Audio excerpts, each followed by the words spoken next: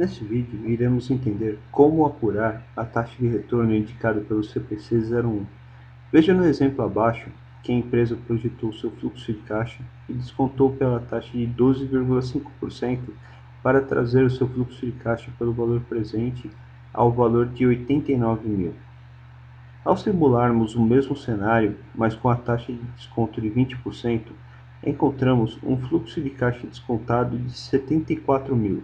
Ao compararmos esses dois cenários, entendemos que quanto maior a taxa de retorno pedida pelo investidor, maior é o risco envolvido sobre o investimento, e assim menor será o fluxo de caixa projetado.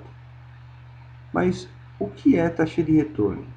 Imagine que você tem o dinheiro investido em um investimento livre de risco, como a poupança, por exemplo, e que esse investimento está te rendendo 7% de juros anuais. Por outro lado, você está pensando em investir na sua empresa, comprando um novo maquinário que trará uma média de lucro de 7% anual.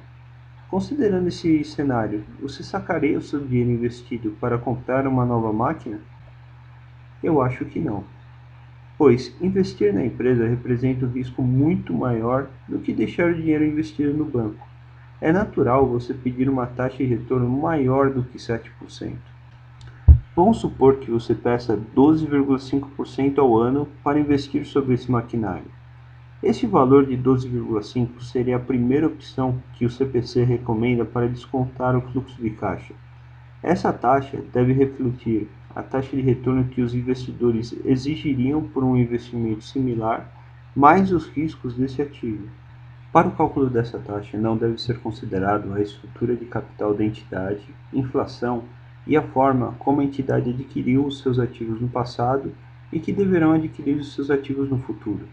Lembre-se que a taxa de retorno deve refletir a expectativa dos investidores sobre o momento atual.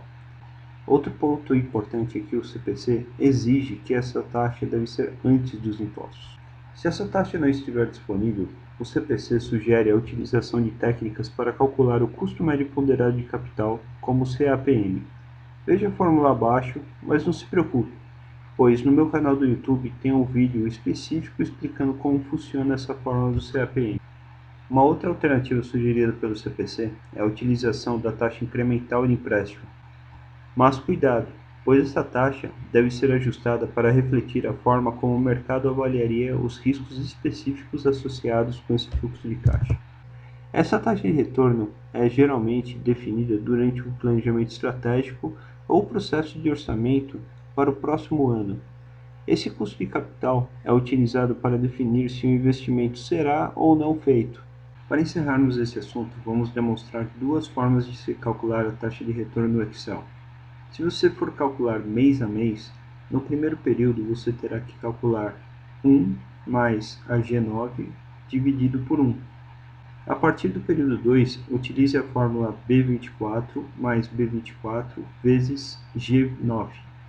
Veja que o B24 é a taxa do mês anterior e que G9 é a taxa de desconto de 12,5%.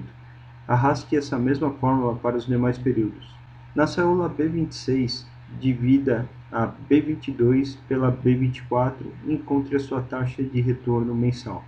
Uma outra fórmula que é mais fácil é através da função VPL, que em alguns computadores você verá em inglês como NPV. Para o cálculo, considere a célula G9, que é a taxa de desconto de 12,5%, insira o ponto e vírgula e coloque o período que desejar. Por exemplo, B22 até F22.